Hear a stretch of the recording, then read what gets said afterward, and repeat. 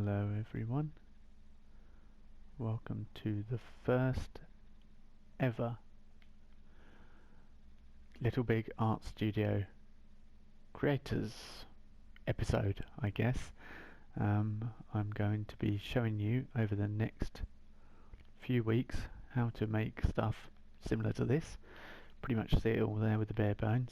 I'm going to show you how to create stuff like this, make interesting use of logic, broadcast chips and other things, and generally how to make levels look quite nice. This is sort of basic style. Over the years LBP has developed a sort of unique art style which I think is probably only found in this game. There are very pretty things and there are very strange things. It does depend on age of the creator, etc. I'm going to be going into that more in depth in each episode.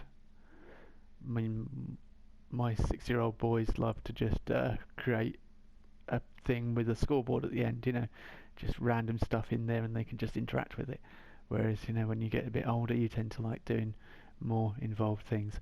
I'm going to help show you how to do those more involved things, and I'm also going to critique levels, review levels, talk about them from an artistic point of view.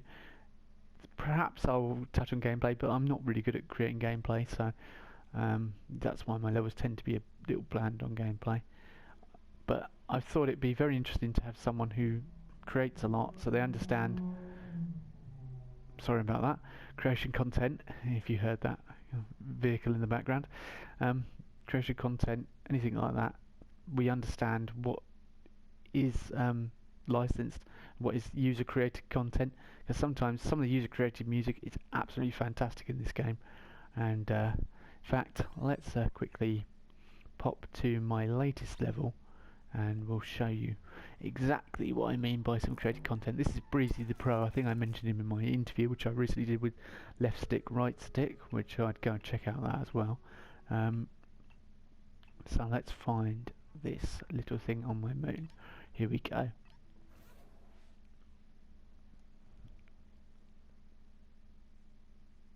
This also concentrates on lighting, shows the gameplay. I tried to concentrate on it a lot, but yeah.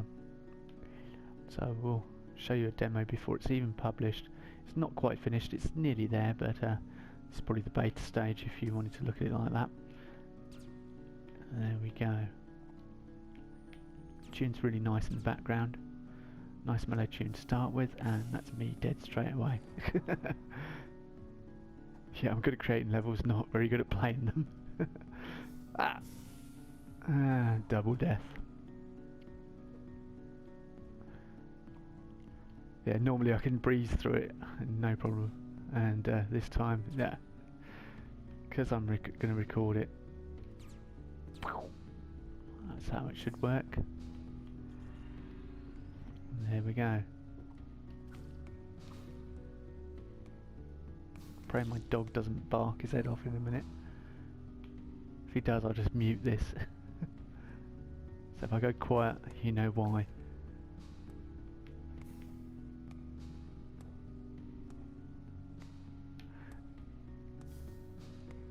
Quick.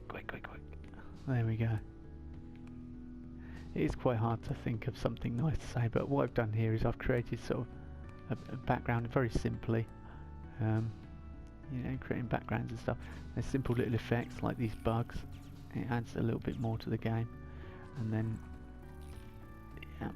lighting effects, streaming in. Egyptians were kind of obsessed with all that sort of thing, lighting, etc.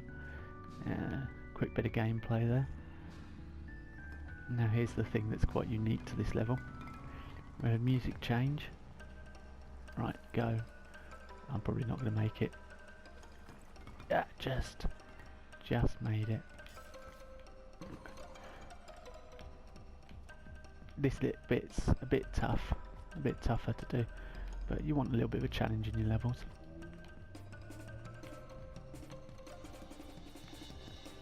So there we go. So yeah, as I say, I'll be bringing you hints and tips on how to talk in a game, and isn't that easy, it would turn out.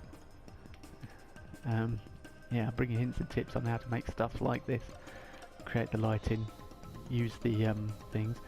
I will credit people if they've shown me or told me how to use techniques, because there are some simple things. Some things I've worked out myself. Logic, after all, is exactly what it's supposed to be, logical, and it does actually, once you realise how to think it logically, it kind of works. It's good stuff. Like, here's a nice little effect. Watch this when this comes down. Oh, okay, it's supposed to come down really fast. See, Sackboy sneezes in the dust, and that's really simple to do. It's just finding the right animations and getting it all looking right and blending it and making it look smooth. And that's what takes the time, really. Getting it to be how you want it, exactly how you want it. Right, we'll get through this. These bits obviously take a bit of time as well, making things that look really nice, but we want it to flow, to play nice, and then some nice camera effects. It's all purely for show. Lots of the roof's caving in. Yeah, we get the idea. It's a very unstable place. Sackboy, what to come down here for? I thought he'd have learned by now, after however many years it's been for the Little Big Planet franchise.